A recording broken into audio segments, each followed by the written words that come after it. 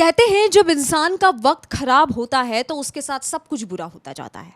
9 अगस्त के बाद से संदीप घोष का वक्त जो है अब बुरा हो चुका है और अब घड़ी की सुई संदीप घोष के लिए उल्टा घूमने लगी है। संदीप घोष को क्या सजा मिलेगी, सुनवाई क्या होगी, ये आने वाला वक्त बताएगा। लेकिन संदीप घोष के घर के साथ क्या होने वाला है ये कोर्ट ने और वक्त ने पहले ही बता दिया है। अब संदीप घोष का जो घर है उसे अवैध निर्माण मान करके उसके घर पर बुलडोजर चलने वाला है।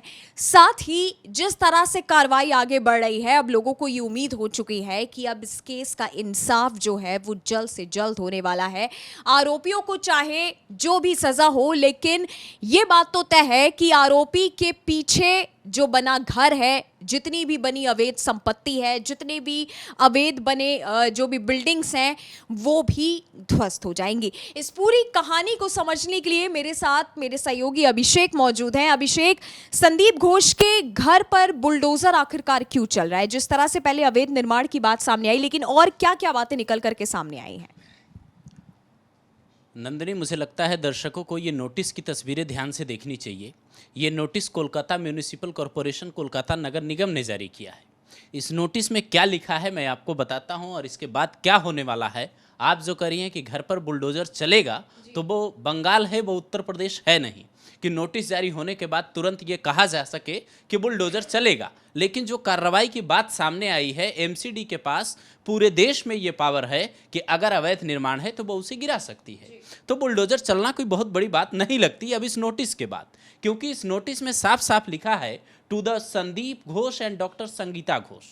मतलब ये दोनों पति पत्नी के नाम नोटिस है और उसमें बाकायदा ये बताया गया है कि आपने जो 4 मंजिला इमारत बदन राय लेन सीटीआई रोड पर बनाई है, उसकी जो छत है और उसकी जो बाउंड्री है वो दोनों अवैध निर्माण के अंतर्गत आती है।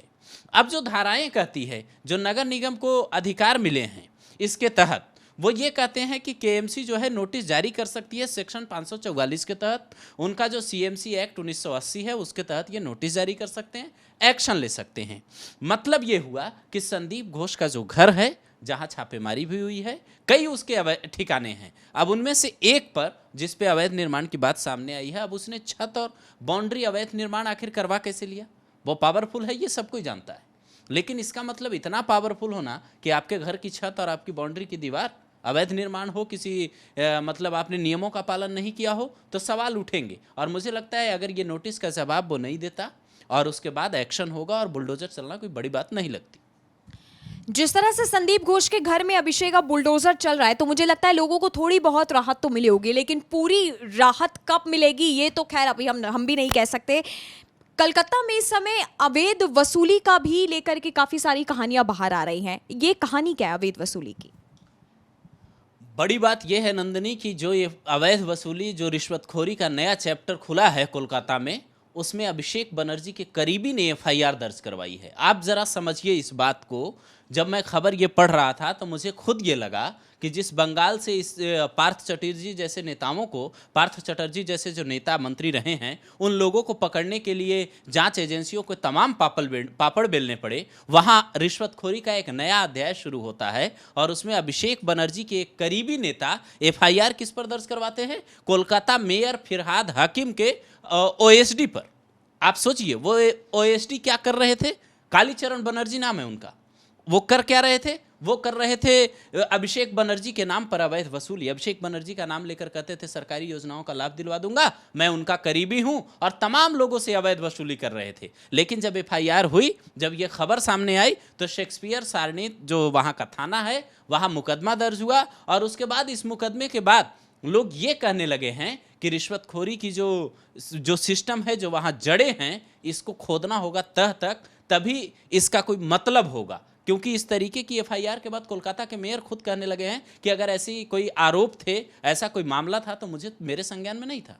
अगर ऐसा होता तो मैं खुद कार्रवाई करता। लेकिन कहते हैं जब शिकंजा कसने लगे, जब किसी के ऊपर कार्रवाई होने लगे, एक्शन होने लगे, तो उसके बाद लोग खुद ही कहने लगते हैं बचने के लिए कि ऐसा ऐसा हो सकता है। वो कई तरह के रास्ते सुझाने लगते हैं, कई तरह के बयान देने लगते हैं। पहले अभिजीत मंडल को लेकर के काफी ज्यादा जो है चर्चाएं हो रही थी। संदीप घोष के घर पर जो बुलडोजर चलने वाला है, यही नहीं, जिस तरह के संदीप घोष के खिलाफ जो भी सबूत इकट्ठा किए गए हैं, आपको जानकर हैरानी होगी कि संदीप घोष के पड़ोसी से लेकर के उसके गली मोहल्ले के लोगों तक का भी यही कहना है कि संदीप घोष ने जितनी भी जो है संपत्तियां बनाई थी वो अवैध थी और इन पे कई साल पहले, कई महीनों पहले ही बुलडोजर चल जाना चाहिए था। हालांकि वो कहते हैं कि जब पाप का घड़ा भरता है अभिषेक, तो उसके बाद भगवान जो है वो एक के बाद एक हिसाब करता है। जिस तरह से आपने नाम बताए हैं, इस केस में क्या और किसी के नाम भी सामने आना बाकी हैं जो इस जो है अवैध वसूली हो गई, अवैध निर्माण में शामिल हो? मुझे लगता है जो जांच अभी चल रही है आरजीकर मेडिकल कॉलेज की, वो जांच तो अलग है। अभी कोलकाता हाई कोर्ट में एक नया मामला गया नंदिनी, वो इसी मेडिकल कॉलेज से ही जुड़ा है, डॉक्टरों की सुरक्षा से ही जुड़ा है। वो याचिका जब दायर हुई तो उस याचिका में ये कहा गया कि साहब धमकी गिरोह काम कर रहा है बाकायदा, और वहाँ डॉक्टरों को परेशानी हो रही है, जूनियर डॉक्टर हों, छात्र छात्राएं हों, तमाम लोगों को धमकियाँ दी जा रही है। किस बात की धमकी दी जा रही है? आखिर उन लोगों को पास करवाने के लिए, या फिर डिग्री देने के लिए, या तमाम तरीके के भ्रष्टाचार को उजागर करने के लिए? आखिर किस तरीके का ये गिरोह चल रहा है? खुद कोलकाता हाई कोर्ट ने इस पे संज्ञान लेकर ये कहा है कि अगर इस तरीके का मामला है तो राज्य सरकार को जांच करवानी होगी। आखिर आप सोचिए, आरजीकर मेडिकल कॉलेज में इतनी बड़ी घटना होती है, उसके बाद कई और कॉलेजों से ऐसी बातें सामने आती है। मैंने मिदनापुर कॉलेज की एक बात अभी पिछले वीडियो में बताई थी दर्शकों को। उसके बाद कई ऐसे जहां ये बताया गया कि आरजीकर मेडिकल कॉलेज के पक्ष में रैली प्रोटेस्ट करने पर वहां के छात्र छात्राओं को धमकाया गया। इस तरीके की मानसिकता कॉलेज में आखिर क्यों? ये बड़ा सवाल है जिस पर ममता बनर्जी सरकार को जरूर सोचना चाहिए। आखिर कोलकाता हाईकोर्ट में जो लोग याचिका दायर करने गए हैं, आप ये देखिए कि पहले संदीप घोष के घर पर बुलडोजर चलने का मामला हम लोग जो बता रहे हैं, आखिर जो ये अवैध निर्माण करवाया उसने कैसे करवाया, किसकी शाह पर करवाया? और अगर किसी की शाह पे नहीं करवाया उसने, तो फिर कहाँ थे वो इंजीनियर, नगर निगम के वो अधिकारी कहाँ थे जिनको जांच करनी थी? वो लोग अब नोटिस क्यों दे रहे हैं? ये भी एक बड़ा सवाल है। और अगर धमकी गिरोह की बात चल रही है तो ये पूरे कोलकाता में क्या एक तरीके से मतलब अलग अलग कॉलेजों में चल रहा है, या फिर इसका कोई एक जो नेक्सस इसका है वो इतना बड़ा है जिसका खुलासा होना बेहद ज़रूरी है? हाईकोर्ट के सामने ये तमाम सवाल हैं जिसका खुलासा होना अभी बाकी है। और मुझे लगता है ये आरजीकर मेडिकल कॉलेज का केस अलग हुआ है, लेकिन इस केस के बाद कई ऐसे केस और खुलेंगे जिसके बाद लोगों को ये लगेगा कि न्याय की उम्मीद लोगों को होगी, और जो वहाँ रहने वाले लोग हैं, वहाँ पढ़ने वाले लोग हैं, उनको ये लगेगा कि अब जो है इंसाफ मिल सकता है। एक केस खुलने के बाद जब एंट्री होती है ऐसे एजेंसियों की, तो तमाम तरह के खुलासे नए आते ही। अभिषेक, आपने देखा होगा हमारे उत्तर प्रदेश में भी अगर गाड़ियां गलत तरीके से जो है सड़कों पर खड़ी हो, या अगर किसी जो है मंदिर की बिल्डिंग हो, या किसी घर का भी कोई एक बालकनी या कोई गेट भी हो, अगर थोड़ा सा बाहर निकल आता है तो उस पर आके पुलिस नोटिस दे जाती है, या उसको तोड़ने की जो है वो पूरा प्रोसेस चलाया जाता है। संदीप घोष ने जिस तरह से अवैध निर्माण करके अपनी बिल्डिंग बनाई और जिस तरह से वहाँ की पुलिस काम कर रही थी, तो इस पर एक प्रश्न पुलिस पर भी खड़ा होता है, क्यों? आखिरकार क्या कोलकाता पुलिस को उस आका का नाम पता है जिस आका के श्रेय में ये पूरा जो एक स्कैंडल है, जो एक कहते हैं जिसे जाल है, वो पूरे कलकत्ता में फैला हुआ है? क्या कोलकाता पुलिस वो नाम जानती है जो वो अभी तक नहीं बता रही है? क्या अब जरूरत जो है कोलकाता पुलिस पर कार्रवाई करने की पड़ सकती है? नहीं, कभी कभी कई मामलों में ये कहते हैं कि पुलिस फोर्स जो है, जैसे कोलकाता पुलिस का जो पूरा सिस्टम है, वो ये कह रहा है कि कोलकाता पुलिस के कुछ लोग मिले हुए हैं।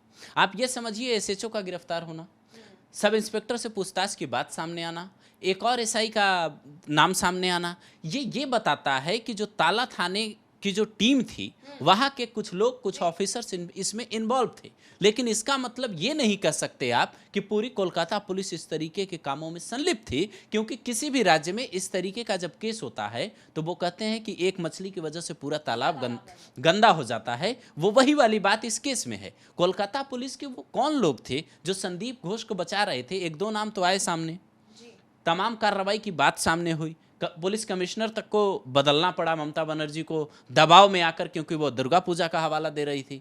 विनीत गोयल को हटाया गया, उसके बाद नए पुलिस कमिश्नर आए, वो आरजीकर मेडिकल कॉलेज का दौरा करके तमाम चीज़ें देखते हैं। तो इसका मतलब ये हुआ नंदिनी कि जो कोलकाता पुलिस के जो कुछ लोग हैं जो खाकी की वर्दी पहनकर संदीप घोष की एक तरह से गुलामी कर रहे थे, कार्रवाई उन पर होनी चाहिए और उनको ये पता होना चाहिए कि खाकी की वर्दी लोगों की सेवा के लिए मिली है।